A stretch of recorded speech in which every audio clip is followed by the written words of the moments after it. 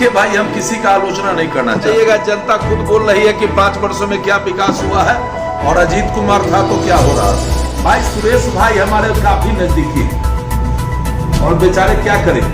नमस्कार, आप तिरहुत न्यूज देख रहे हैं। मेरा नाम शुभम है। बिहार में राजनीतिक हलचल शुरू हो गई है।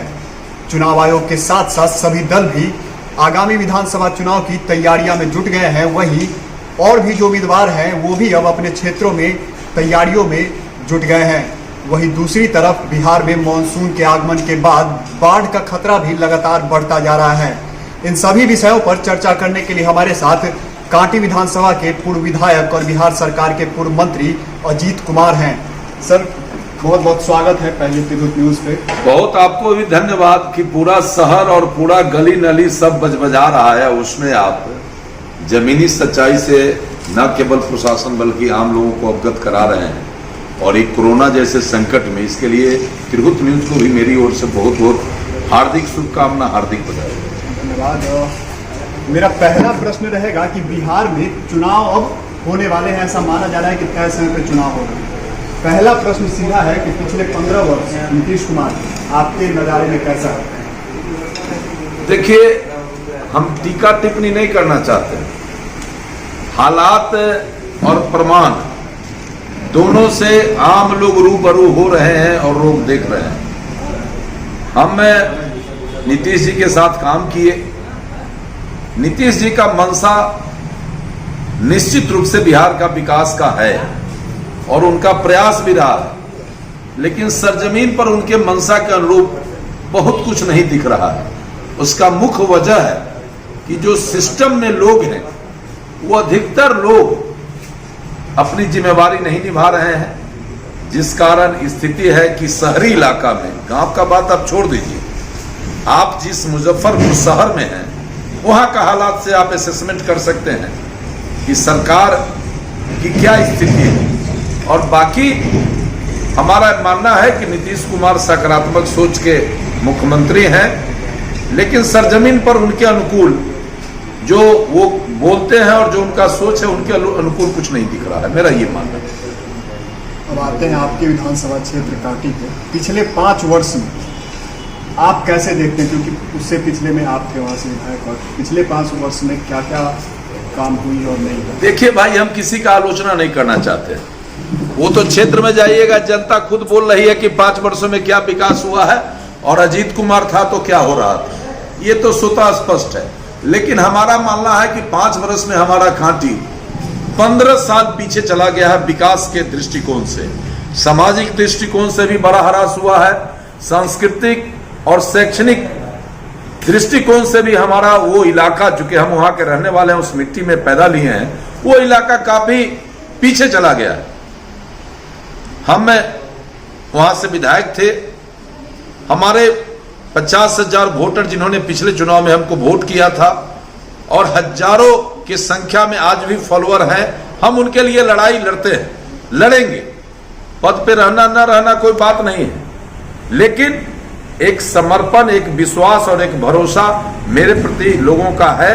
हम लड़ाई लड़ रहे हैं और आने वाले दिनों में जो स्थिति अभी है, निश्चित रूप से फिर जनता कारगर प्रतिनिधि को लाएगी और एक बार फिर कांटी के लिए बड़ा जोर शोर से मेहनत करने की जरूरत है। बाकी 5 साल कांटी के लोगों के लिए बड़ा ही दुखद, बेहद निराशजनक रहा है। न वहां विकास हुआ, किसी स्तर पर कोई डेवलपमेंट वहां नहीं हुई है, और जो पहले से भी विकसित था वो भी रख रखाव के अभाव में वो भी खराब हो गया, वो भी समाप्त हो गया। बिहार में 2 से 3 दिनों पहले एक खबर आई थी सामने कि पूर्व केंद्रीय मंत्री और वरिष्ठ नेता हैं यशवंत सिन्हा, अरुण कुमार जो कि बड़े नेता हैं बिहार के, उन्होंने 3rd फ्रंट का निर्माण किया है। क्या अजीत कुमार आगामी विधानसभा चुनाव में फिर से निर्दलीय लड़ेंगे या फिर किसी पार्टी का दामन थाम के लड़ेंगे? और एक और इसी में सवाल है कि क्या क्या मुद्दा रहेगा आपका कांटी विधानसभा में? भाई, कोई अरंट फरंट हम नहीं जानते। हम तो घोषणा कर दिए हैं कि हमको निर्दलीय लड़ना है। देखिए, ना हम नीतीश जी के परिवार के हैं, ना लालू जी के परिवार के हैं, ना नरेंद्र मोदी जी के परिवार के हैं। हम कांटी के जनता के परिवार के हैं। और मैंने आज से 5-6 महीना पहले ही जनता की अदालत में, महापंचायत में घोषणा कर दिया कि मैं जनता का उम्मीदवार बनकर चुनाव लड़ूंगा और मेरा फैसला, उसी फैसला पर हम काम कर रहे हैं और डे टू डे हमें काफी सफलता मिल रहा है। हमारे जो भी वर्कर हैं, नौजवान लोग हैं, मेरे साथ एक बड़ा करवा बना दिया है। और जहां तक मुद्दा का सवाल है तो मैंने पहले ही कहा कि कांटी का विकास काफी जर्जर हालत में है, लोग निराश हैं। हमारे पास तो एक एक वहां का समस्या सब बड़ा मुद्दा है, लेकिन इस बीच दो तीन बड़ा मुद्दा है। एक बड़ा मुद्दा है कि जंगली जानवर के आतंक से वहां के किसान मजदूर त्रस्त परेशान हैं, काफी आर्थिक संकट में है वहां के गरीब लोग। एक पहला मुद्दा होगा कि किसानों का दशा दिशा कैसे हम दुरुस्त करें, सिंचाई का बेहतर व्यवस्था उनको कैसे मिले और बाजार कैसे उपलब्ध हो। एक महत्वपूर्ण मुद्दा ये है। मेरा दूसरा मुद्दा है कि कांटी में हमारा पढ़ा लिखा बेरोजगार नौजवान बहुआ रहा है, मुख्य धारा से विमुक्त हो रहा है। हमने कहा है नौजवानों को कि हम तुम्हारा लड़ाई लड़ेंगे, तुम्हें रोजी रोजगार दिलावेंगे, मुख्य धारा में बना रहो, समय नजदीक आ गया है, लड़ाई में बढ़ो, हम तुम्हारा साथ लेकर एक नया कांटी बनाएंगे और उस कांटी में रोजी रोजगार व्यवसाय से तुम्हें युक्त करेंगे। और तीसरा है, काफी अपराध बढ़ा, नौजवान लड़के जो हैं उनको रोजी रोजगार नहीं, वो अपराध की तरफ डाइवर्ट हो रहे हैं। हमने उनको कहा है कि अपराध की तरफ मत जाओ, उससे तुम्हारा भविष्य सुरक्षित नहीं रहेगा, बल्कि तुम बर्बाद हो जाओगे, तुम्हारा विरासत लुट जाएगा, तुम्हारा परिवार कमजोर हो जाएगा, बदनामी का बड़ा सेहरा मिल जाएगा। तुम एक रोटी ही खाओ लेकिन संघर्ष करो। तो मेरा एक है कि मोटिवेशन पैदा करके, खासकर जो नौजवान हैं उनमें एक वातावरण पैदा करके उनको मुख्य धारा में बनाए रखना है, ये भी एक बड़ा मुद्दा है। और जहां तक रोड, शिक्षा, दुनिया जहान है, जो आम डेवलपमेंट का बात है, वो तो सामान्य रूप से हम विधायक न रहते हुए भी उसके लिए प्रयास करते रहे हैं और आगे भी उसका हमारा प्रयास जारी रहेगा, ये हम स्पष्ट करना चाहते हैं। थोड़ा आते हैं इस पे कि आप मंत्री रहे हुए बिहार के एक बड़े नेता हैं, सिर्फ कांटी नहीं बड़े परिप्रेक्ष्य में मुजफ्फरपुर में जिस तरह से जल जमाव की स्थिति हर जगह बनी हुई है इस मानसून में, जबकि पता था कि मानसून आ रहा और इस बार अधिक बारिश होने की संभावना है, फिर भी नगर निगम की ओर से कोई व्यवस्था नहीं की गई।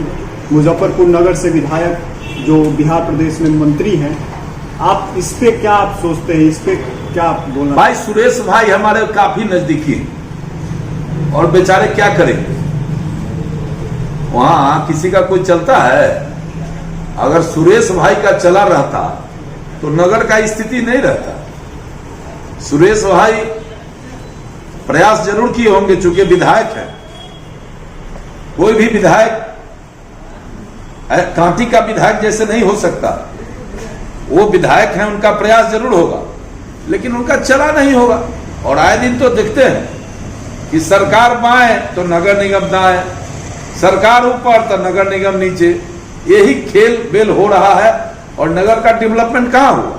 नगर का मैक्सिमम रोड जर्जर हालत में, इंक्रोचमेंट इतना है कि आप शहर बाजार में अगर किसी काम से जाइए तो आप 1 घंटे के लिए अगर जाएंगे तो 4 घंटे में वापस लौटेंगे। स्थिति तो भयावह है। और सुरेश बाबू पर हम दोष नहीं देना चाहते। अरे वो विधायक थे, बड़े अच्छे आदमी हैं, हमारे बड़े भाई हैं, लेकिन बेचारे बन गए, क्या ऊपर दोष देना है? और जो सच्चाई है, अभी इसी शहर के नागरिक हैं, पत्रकार हैं, हमारे परिवार के आप लोग हैं, अभी इस शहर के नागरिक हैं, डे टू डे आप देख रहे हैं लोगों। देखिए, कुल मिला के मेरा ये मानना है कि नियम कानून दिनों दिन सख्त हो रहा है, नियम कानून बन रहा है, बातें विकास की हो रही है, डेवलपमेंट का चर्चा हम सब करते हैं, लेकिन जमीनी सच्चाई है कि जो है वो भी धीरे धीरे खत्म हो रहा है। एक और परेशानी आ रही है बिहार में, बाढ़। मानसून आते ही बिहार में बाढ़ का खतरा बढ़ जाता है। इस पे आप क्या कहें, क्योंकि मुजफ्फरपुर का एक बहुत बड़ा क्षेत्र, आपके विधानसभा का भी बहुत बड़ा क्षेत्र बाढ़ से पीड़ित रहता है हर वर्ष। एक एरिया है मिठन सराय, वहाँ जो बांध का जो निर्माण नहीं हो पाया, उसके कारण कई 100 परिवार रोड पे आके विस्थापित होकर रहना पड़ता है इस बाढ़ की स्थिति में। इस पे आप क्या कहेंगे, जो दंश झेलना पड़ता है बिहार के लोगों को? भाई हम तो जब से राजनीतिक ज्ञान हमको है तब से उत्तर बिहार में जो ये बाढ़ का त्रासदी है, इसको रोकने के लिए न केवल बिहार सरकार के स्तर पर, भारत सरकार के स्तर पर भी बड़े बड़े प्लान की बात, नदियों से नदियों को जोड़ेंगे और सिल्ट्रेशन जो है नदियों में उसकी सफाई करेंगे और जो भी पानी आता है उसको हम लोग संचित करके रखेंगे और बाढ़ के बाद जल संकट को दूर करने के लिए इस पानी का उपयोग करेंगे। 2 दिन पहले भी माननीय मुख्यमंत्री जी का आया है कि नदी से नदी कैसे जुटेगा, तो ये तो 20 बरस से देख रहे हैं और काम कुछ नहीं हो रहा है, जीरो हो रहा है। तो हम और आप दोनों उत्तर बिहार के हैं, तो हम लोगों को किस्मत में ही लिखा हुआ, बाढ़ के मौसम में बाढ़ से मरना, गर्मी के मौसम में सुखाड़ से मरना और कहीं अगर कुछ बच गया तो प्रकृति के मार से ध्वस्त हो जाना, यही तो हमारे फितरत में है।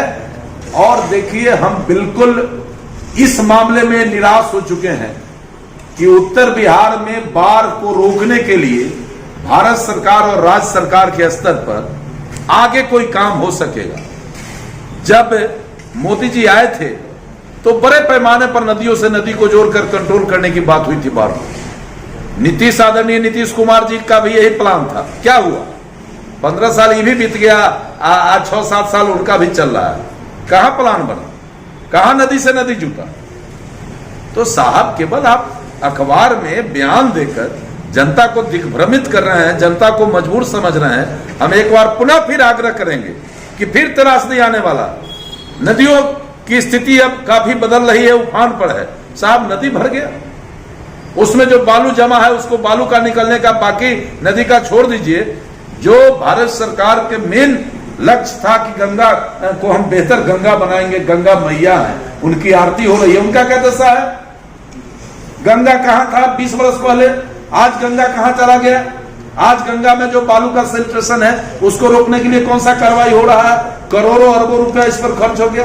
तो देखिए, ये हमारा कुर्सी कैसे मजबूत रहे, बना रहे, एकमात्र इसी सोच के तहत हमारे जो भी पॉलिटिकल पार्टी के लोग हैं काम कर रहे हैं।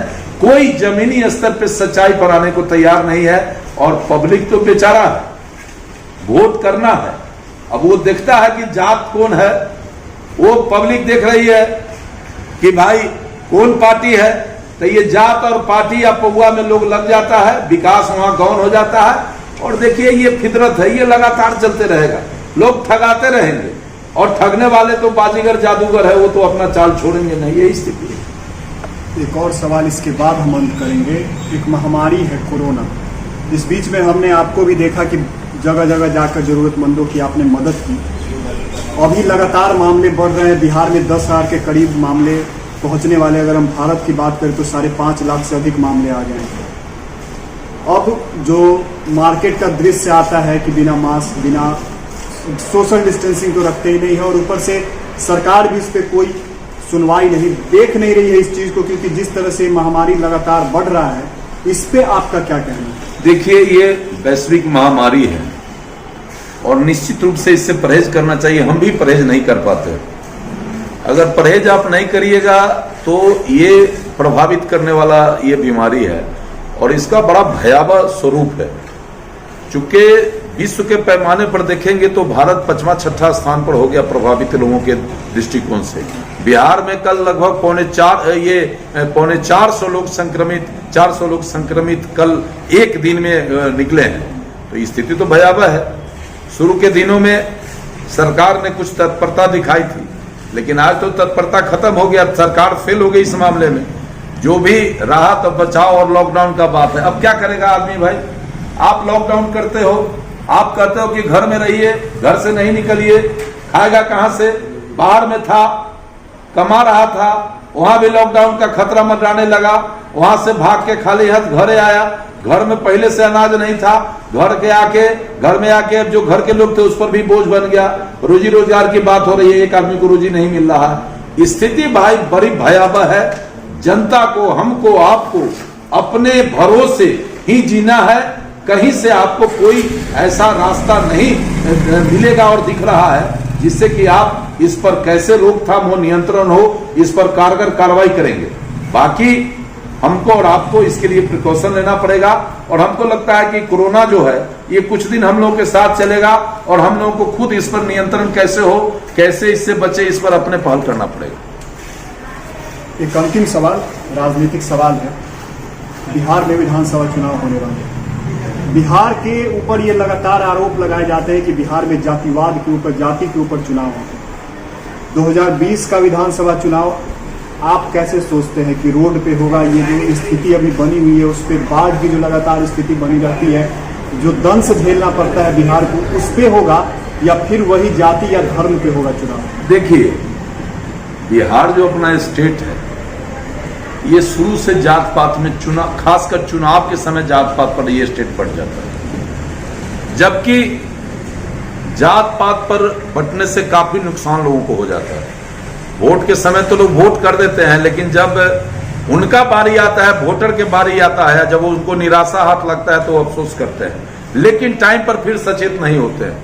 हम जहां भी काम कर रहे हैं, हम जहां भी प्रयास कर रहे हैं, मेरा प्रयास है कि जाति पाति से ऊपर उठकर जो विकास करे, जो सम्मान की बात करे, जिसमें ये तेवर हो कि हमारे अधिकार का सुरक्षा कर सके, हम तो यही आग्रह करेंगे कि जात पात से ऊपर उठ के वोट होना चाहिए। और देखिए, मजबूरी है, ये पॉलिटिकल पार्टी जो है ये जात पात के हिसाब से टिकट का बंटवारा करता है, जात पात के हिसाब से बात करता है, जात पात के हिसाब से काम करता है। तो इसमें जनता अगर 90% दोषी है तो 1% कम भी सत्ता और शासन और पॉलिटिकल पार्टी दोषी नहीं है।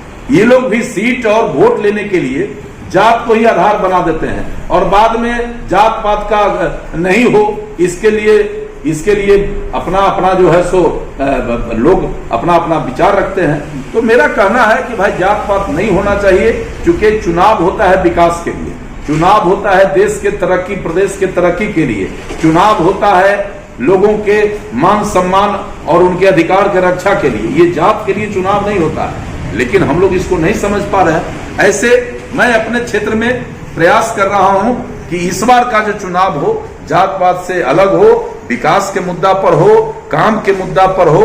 हमको लगता है कि इसमें बहुत हद तक हम सफल होंगे। बहुत बहुत धन्यवाद जी। तो ये थे बिहार प्रदेश के पूर्व मंत्री अजीत कुमार, जिन्होंने साफ कहा है कि जो आगामी विधानसभा चुनाव है उसका मुद्दा जाति न हो, विकास हो। और यही होना चाहिए, क्योंकि बिहार में बिहार की जो छवि रही है, जो एक क्षमता रही है बिहार की, वो शायद राजनीति के इस जाति पाति को लाकर धूमिल हो गया।